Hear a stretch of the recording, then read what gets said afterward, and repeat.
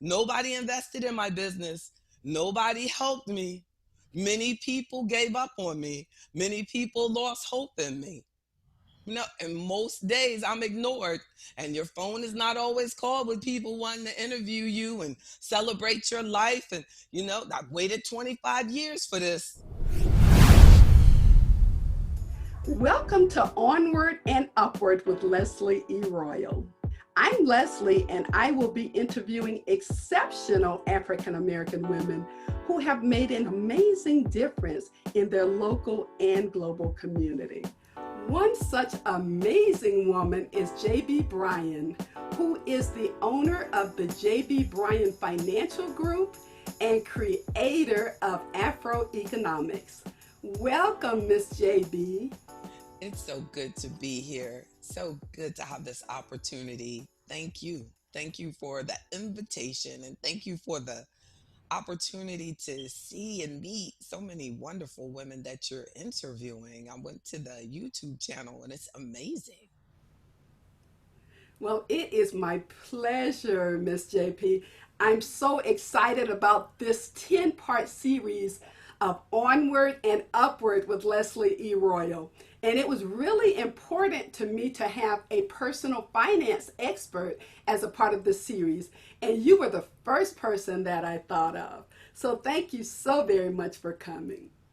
Thank you so much. That just warms my heart. It is indeed my pleasure. And I tell you, Miss JB, in honor of one of the most beautiful logos that I've ever seen in my life, I decided to wear my Ashro Soul Sister t-shirt with the afro. Oh, perfect. Perfect as my silhouette in the logo as well. Yes, indeed. You are looking fabulous. And I usually, when I don't have my braids, I am just like you, sporting my afro. I love it. And that's how the silhouette for my AfroEconomics 10-point uh, financial empowerment program, I should call it. Indeed, it's about Afroeconomics is a lifestyle more than just a financial plan. Everything from legacy all the way down to protecting your health.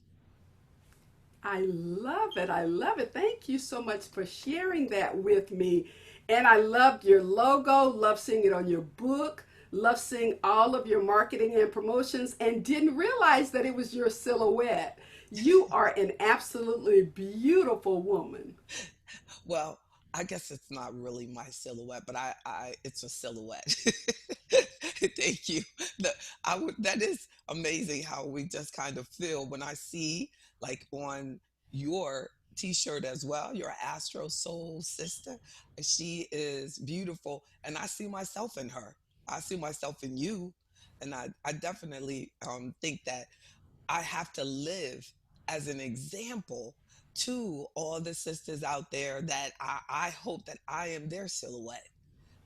One phrase or quote that I love, it says that you should live your life and plant as a tree, and that as you're growing as a tree, you're creating comfort for someone that you may never meet. And I was like, that is so true. That's kind of the undertone of everything that I do in Afroeconomics, about legacy being the first principle, that as we're going through our lives, if we think about, who did God put me here to encourage? Who did God put me here to be a silhouette and a tree and shade? Who am I here for? My why. It keeps you going through times like a pandemic of COVID-19, and teaching you to thrive, not just survive. Oh, yes, those are profound words. Thank you, Miss JB. And yes, you are certainly my silhouette. You are one of my role models. I think since I interviewed you for the first time for Essence a few years back, I've been following you and all of the wonderful things that you are doing ever since. And so we're ready to hear about finance. And That's right. so, can you tell me, Why is Black wealth vitally important? Black wealth is vitally important. And I love that you use the word vitally because we're such a big part of the existence of everyone. Like everybody, I believe, individually was brought here to live out a purpose. And as a community, we weren't brought here by mistake. So we don't, um, it's not in God's plan for us to have a community that is less advantaged or treated or discriminated against, or that doesn't get paid fairly and doesn't have wage equality and doesn't have the businesses that they deserve. And that is the position, unfortunately, that we've been um, given, unfortunately. And I love to see that there is this movement now in 2020 that everyone is embracing and accepting that there has been wage discrimination, that there has been um, unfair use of even government resources historically when it comes to allowing the Black investor to even participate in the stock market and to have equal access to home mortgages, and even benefits to our veterans have been not provided to our community. So, with a history of generational discrimination and wage inequality, it's created a wealth inequality. And instead of my focusing each day when I wake up about what has been done wrong, because now I think everyone has accepted that, I'm going to continue to put my effort on how we can maximize the resources that we have now. So we have a considerable amount of income and education in our community. Now it's about empowering ourselves on how to utilize it, how to best allocate our resources, how to educate your children and avoid going into debt, how to maximize the retirement plan at work, how to create inside your family a commitment to entrepreneurship so that when your children go to college, they don't have to look for a job. They can work at your family business, or you can teach them and encourage them and support them in entrepreneurship and building generational wealth. So you're not just passing on IRA or a retirement account upon death. You're passing on a lifetime of income to generations that you'll never meet because of the businesses that we can build. And so, one of the seventh principle of AfroEconomics is entrepreneurship that goes right along with increasing our knowledge in all of the investment options. But I don't think that we have put enough effort into making sure that our young people know that they have options, because especially in where we are in society, with we have young people that just graduated from college and they don't have jobs.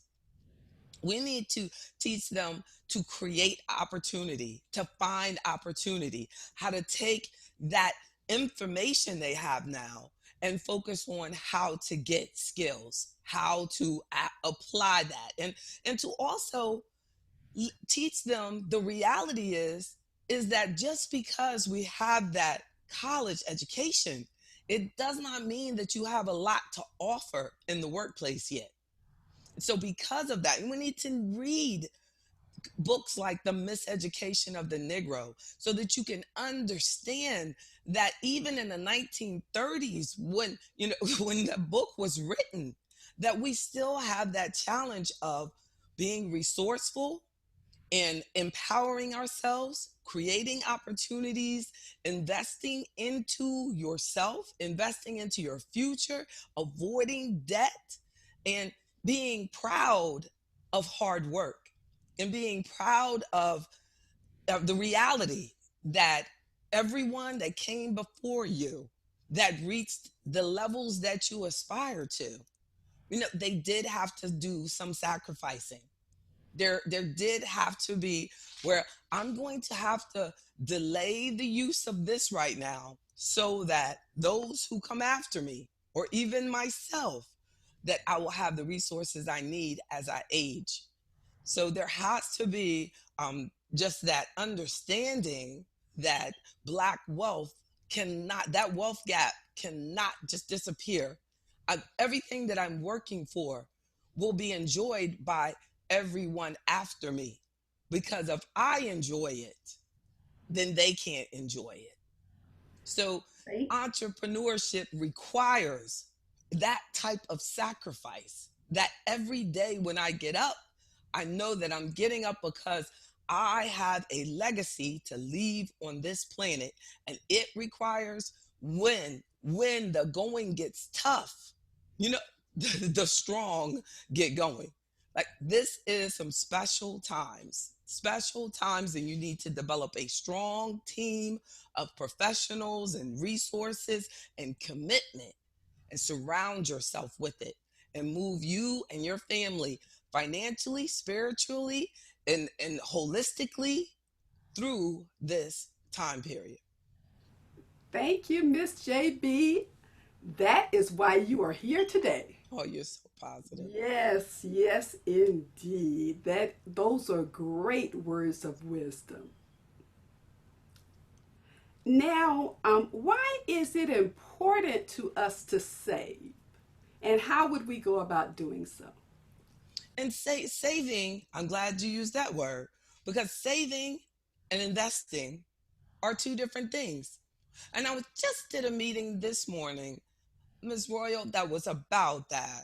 That I was bringing out some recent research done by Pew Research Institute, and they did a study that during this period of COVID-19, that they said that the a majority of Black Americans did not have 3 months of expenses saved. And they also did other demographics, but unfortunately, the overwhelming majority of our community did not save enough. So, savings is money that you need to have access to for an emergency. And that would mean at least 3 months of your living expenses need to be set aside in an account that doesn't have a fee, that doesn't have a penalty, that doesn't have, any market volatility. See, that is not your savings. Your emergency fund is not a investment. When we get into investments, we're talking about volatility, and it's not for short-term needs. It's for your 10-year, 20-year, even generational needs. But your savings is to take care of your family if you have to pay that insurance deductible that you agreed to. If you have something that happens at work and you're out on disability, but it doesn't kick in until 90 days. Well, you have to have that 90 days. There's so many things, like even going into the hospital. A lot of insurance, health insurance plans have a deductible. And if you don't have an emergency fund, then you end up using your credit card. And so now you're financing an emergency with a high interest rate debt. So that is I mean, and there's extensive information out there about how expensive it is to not have an emergency fund, because you're more likely to have to go to the debt. Then you're more likely to carry that balance because you don't have the money to pay it off within the 30-day period. So it's very important to have a savings. It will help you. Most people lose their home, unnecessarily. Now we are in a period where they're doing the no evictions and things like that. But in a normal time, when you're not in a pandemic and you are not able to pay your rent or your mortgage for 3 months, your family will be put out over something where we could have solved by just saying no. There's so many commercials on now about buying cars and no interest rate, but they still have a payment that will pull away from your ability to take care of emergency needs. So we definitely need to make a commitment that I must have a savings, must have an emergency fund for emergencies. You know, that's Yes, yes. Thank you so much. And right. thank you for pointing out that's great advice. And thank you for pointing out the difference Mhm. between saving and investing, right? And so, with that, you've just shared great information on saving. Can you share with us, for individuals who have not invested before, what is the easiest way to invest for people who don't know about investing? And I'm glad you asked me that, because I would say that most people totally overlook the easiest way that they can invest. The easiest way to invest, and in many cases get a guaranteed return on your money, is through your work retirement plan. And people work for years within companies that have a match. Say you work somewhere and they say they'll pay you 4%. They'll match you 4%, but that means you're getting a guaranteed 4% on your money. If you think about it that way, they said you put in 4%, we'll put in 4%. Take it any way you can get it. Billions of dollars go without ever being taken from the employer, like billions, because people don't participate. So they may have a 4% match, but only 25% of the staff actually participate. So there's more and more companies now, Ms. Royal, that actually are doing a mandatory participation, that not, it's like really not a mandatory, but upon employment, they put you in. You can get back out. But it helps people sometimes if you just put them in there and then they go, well, you know what? I can do this. I can live off that. Do that to yourself. It really should, no one should have to force us to put away for our future. So then you get in the work plan. The challenge then is making sure that how you're investing the money is correct. So in AfroEconomics, I've put a huge emphasis on getting to know the members' risk tolerance, so that when I look at their work plan, I can tell them how to maximize the options at work. And it's amazing the difference in your lifestyle if you start early in your career with getting someone to assist you in your allocation. So, like, basically like $1 a day. AfroEconomics, I even have a free membership. So people really don't, and I call it no excuses, because I don't want us to have any excuse for not getting the information that we need. So that that go into the work plan. So if anybody, and if you say you're self-employed, then the best thing would be to set up an IRA. Then you can set up the IRA, and then you can put in monthly investments or weekly investments. I know that most financial institutions should be able to do that. I know that I can do that, to set it up to come out every week or every 2 weeks or every month or every 2 months. But you have no excuses now. Technology allows us. And then the money that you put away, even if you don't have it at work, you put away into your own IRA, your own retirement account. Then there's different types of retirement accounts, but keep it real simple. If anybody is ever telling you about something and it's too complicated, don't do it. Don't do anything when it comes to your money that you don't understand. And then also the biggest question, and we don't ask it enough, is how do I get my money back? How much does it cost me to get it back? When can I get it back? No, and we do too many things with unregulated. So when it comes to investments, make sure whoever you're talking to, that they are regulated and licensed to talk to you about investments that are on the exchanges. and that are readily available to buy and sell. And, so there's a whole bunch of things out here now. Be very careful, but you want to make sure that you're working with a registered investment advisor, a licensed person whom is regulated by the government of the country that you reside. Excellent, excellent information. Thank you so much. Now, Miss JB, in addition to being an exceptional personal finance advisor, you are an author. Yes. So tell us a little about your books. You're so positive. I I did, and that's probably one of the biggest challenges. Like my book, someone like you who is a experienced writer could have written. It took me years to do my book. Most of that it just took time to get the nerve. I don't know how people do it like you, where you write all the time and you just put it out there. To me, it's the most. I will speak and talk, but to write, it seems so real to me. It's there, and you can't just. But so you have to. But the book was just an amazing opportunity to help me organize my thoughts. So it made me just, here are the 10 principles, and to help make it easier for the for our community and everyone in the family to get it. So I use the Adinkra symbols in each principle of Afroeconomics has an Adinkra symbol, which is an African symbol out of West Africa that to me connects to the meaning of that particular principle.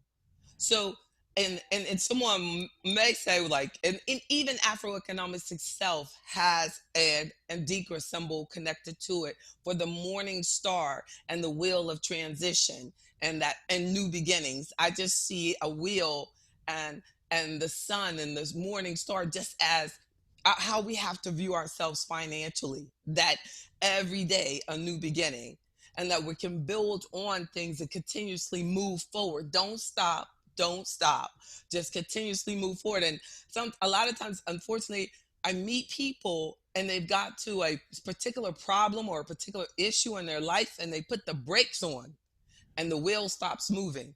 But I want us to continue to progress. And that's why I did the book. And then I said, well, hey, no excuses. What if they don't want to read the book? So I did what I do best and I made an audible. So it has an audible version also. And I think it probably does better in audible than it does on in the actual printed form. But I don't know. But it's just and I would say that I've probably given away more books than I've sold. Like when people come to my event, I want every Black household to have my book. So fortunately, even when you become a member, you can download the book. Anybody watching this video, I will send you the email so you can download the book. The book is not about trying to charge you. The book is just getting an organized way of disseminating powerful financial information so that you can use that resource with your financial advisor or call upon me, whatever is best for you and your family. But the tool is there. It's not most of our financial challenges is not what product between this product it or whatever. It's about getting the information so that you know which questions to ask. I saw a quote from Einstein, and he said, "Don't focus on the person who knows knows all the answers. Focus on the person who knows the questions." And I said, that is so true. And I see that all the time. And I tell people, like, hey, let me sit in on that call with you today. And what I'm doing is asking the right question. They don't need someone that knows answers. You need someone on your team that knows the right questions to ask. So I'm hoping that the book, even the kids' book, is full of questions. It's about me, my family, my legacy.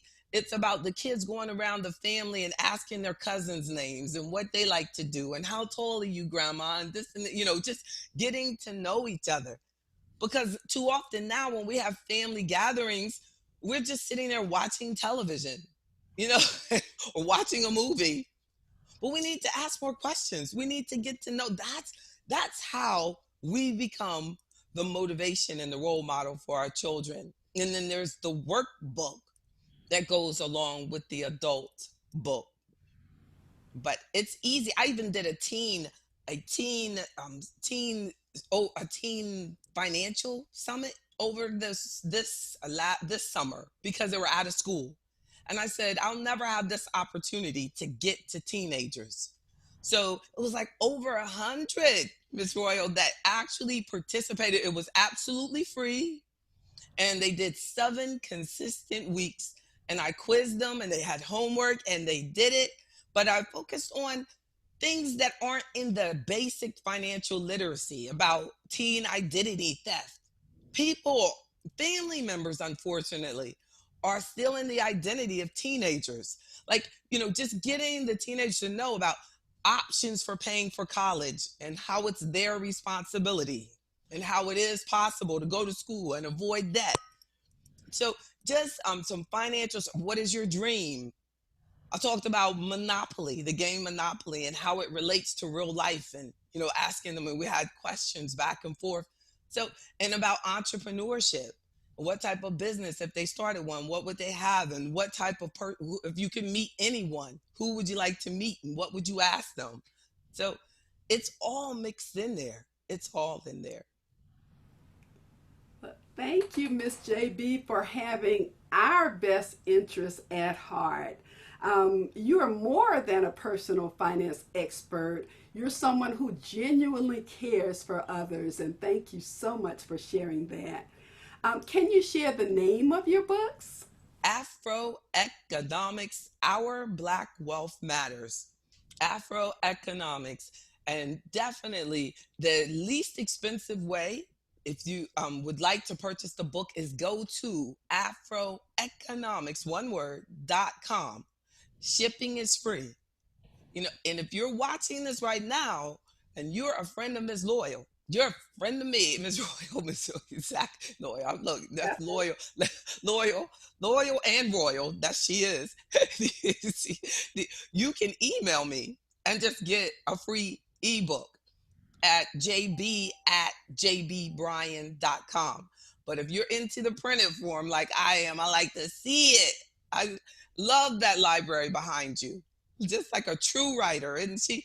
Like, the definitely go to afroeconomics.com and get AfroEconomics, Our Black Wealth Matters, the workbook, the book, the kids book. And I can email you all of those, but just email me at or go to any of the websites and click to contact me and say, gotta say, you were watching the Queen. Let's see Royal. She sent you, and you get your gift indeed. Miss JB, that is so very kind of you. And those compliments, I really It's true. appreciate that. I am humbled by them. And thank you so very much for this wonderful surprise gift for our viewers today. And as you see behind me, I like hard copies. So I'd like to get that hard copy from you. Yes. Please make sure you confirm your address. I'm going to send it to you. I'm going to send you a couple. I'm going to send you one for you, and I'm going to send you one to give to a family member that needs it. The one that calls you to borrow money, give it to them. Thank you so much. And I know exactly who I have in mind to give that book to.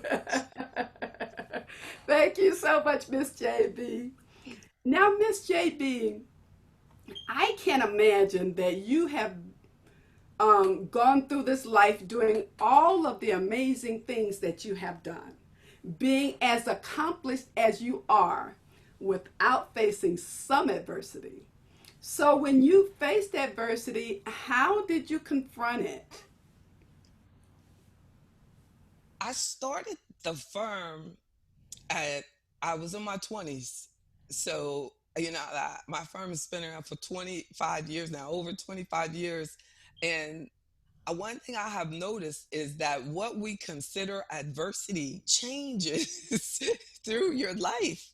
And I, so I would say early for our young folk, you know, your adversity really comes from within our own choices, and and our discipline and commitment is a serious issue. And one time I heard Steve Harvey say, "Don't waste your 20s." And I remember, people telling me, "You're too young to start this business. You shouldn't do that. You should wait till later." And if I had not done that, I couldn't say 25 years now. And so I definitely feel that in one form of, now I could see as adversity is, you're going to have, when you're young, a lot of people that love you, that give you horrible advice. So you have to focus on that, that you have to fulfill your committed purpose. And as long as it is for the greater good, not money, because money will never take you through. Money will not get you through. I make a lot of money, but the money will never help you persevere, because I could be doing it for someone else and make a lot more. So you're always going to have that challenge, that, oh, this is, but if you're doing what you know you are put here to do, there is no adversity, and it would definitely, you will not allow yourself to hurt you or stop you. And then when things come from the outside, it could be, unfortunately, I've had to go through divorce. I've been a single parent. Now, and you make it, but it's because I never gave up.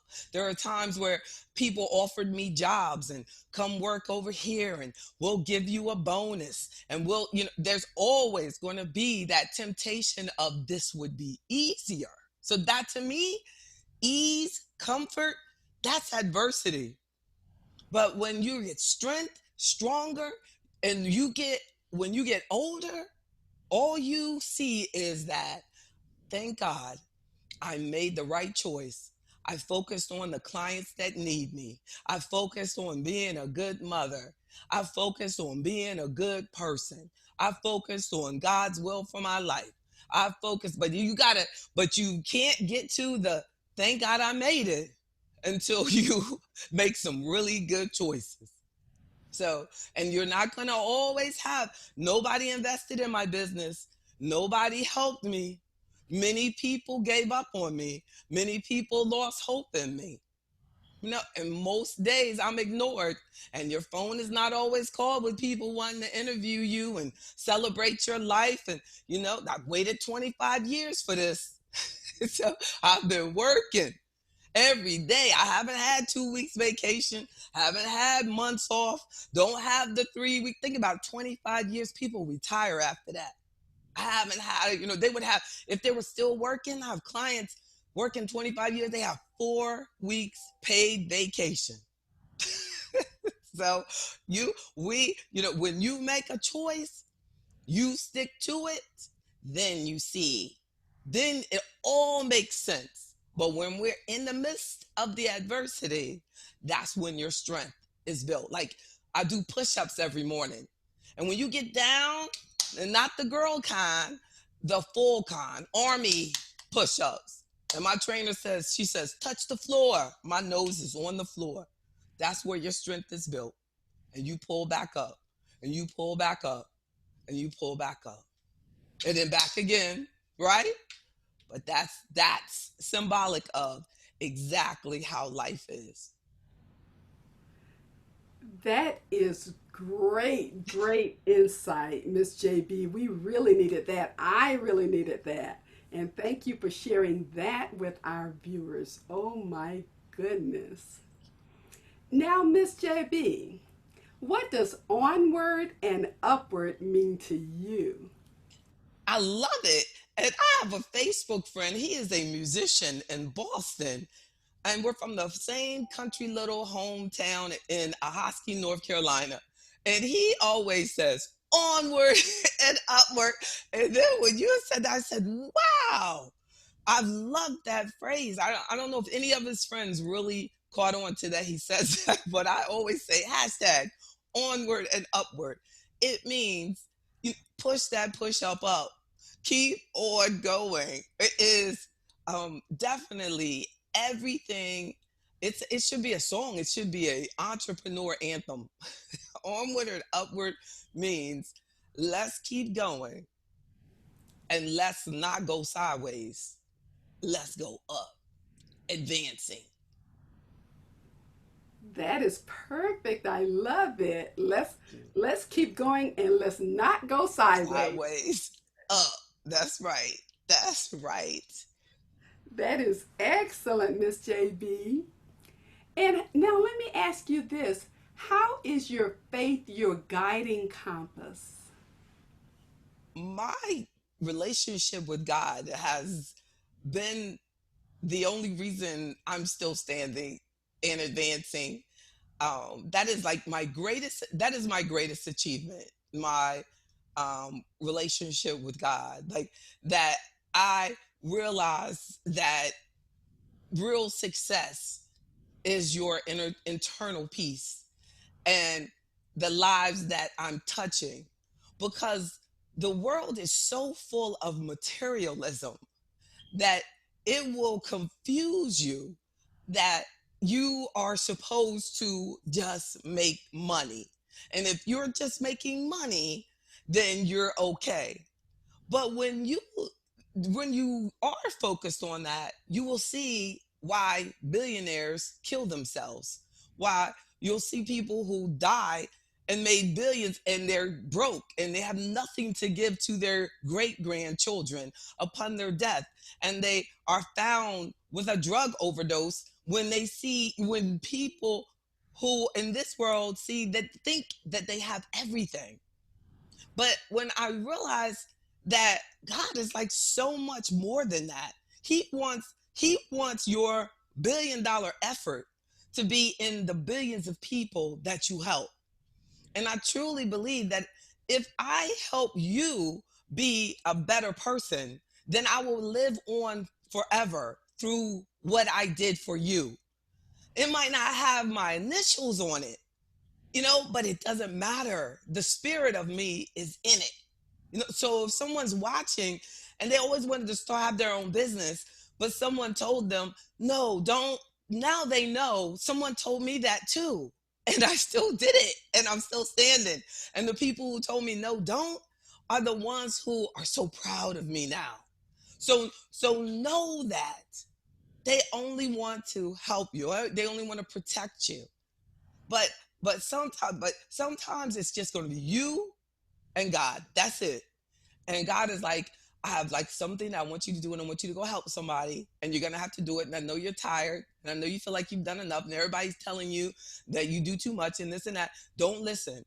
Humble yourself and realize there's so much more that you have to do.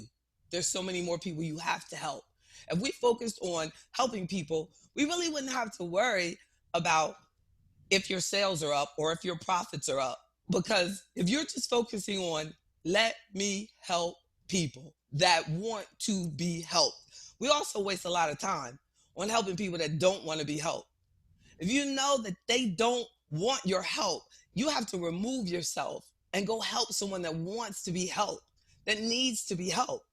You can't choose that I want to help. That's not your choice. They don't want it, so you move on. And we will not have to want for anything. All of your needs will be taken care of by your desire to provide more service and more commitment to the betterment of everyone else. You're going to be all right because you're always going to be on top of your skill game, because you're going to want to know more to help them. You're always going to be continuing your education because you can't help anybody unless you know your subject matter. And you don't have to know everything, but you need to know what questions to ask. And that's from being committed and making a serious commitment, to being the best at what you've been put here to do. I don't care if you're a ditch digger. You better know how to cut it right. You better know how to dig it up right. You better know how to clean up behind yourself. And it relates to everything you do. You could be a brain surgeon. If you don't know how to cut right, clean up right, you're not good. Nobody's job is better than anybody else's job, but you better be the best at it. that's the kind of commitment that comes from God, in my opinion. That's my faith. That's my faith. Amen to that, Miss JB. What beautiful words indeed. I tell you, I have really enjoyed my time with you today. It's just gone by too quickly. You have given us such great information, such tangible things that we can do, and all with such warmth. And so I so appreciate you for that. And we want to continue the conversation with you on your social media sites and on your website. So would you be willing to share that with us? Definitely. AfroEconomics with JB Bryan on Facebook, at I am JB Bryan for Twitter, and at AfroEconomics for Instagram. And I have a podcast too, afroeconomics.net, or any of your podcast sites on Apple, and also the Android. The podcasts are out there. So I definitely am all about social media. Maximize those things. That look, first thing in entrepreneurship, maximize the things that God makes available to you for free. Get it? That's right. Amen to that. Amen to that. And I want to make certain that we have the official website. Can you share that with us again? AfroEconomics.com or JBBryan.com. No T. JBBRYAN.com. Excellent, excellent. I have enjoyed my time with the Miss JB Bryan, who did not disappoint. Thank you so much for taking out time out of what I know is a busy schedule to speak with me today. You are a wonderful person. You're a wonderful person too. Sincerely, I thank God for you. Thank you. Thank you so much.